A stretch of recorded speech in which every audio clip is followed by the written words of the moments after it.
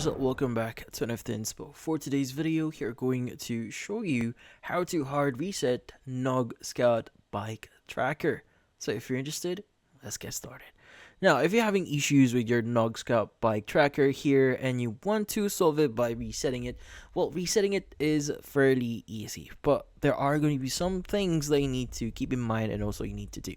So first things first is you want to turn the tracker upside down and place it on a flat surface.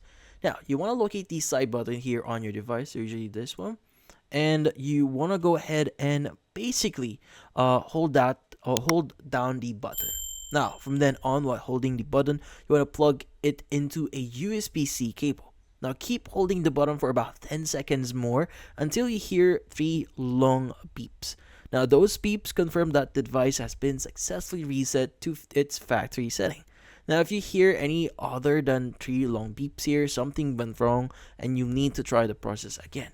But yeah, so once it's reset properly, you can go ahead and set it up again like it's a brand new device. But in this case, that's about it. Hopefully this video is able to help you like and subscribe to NFT Inspo. Thank you for watching.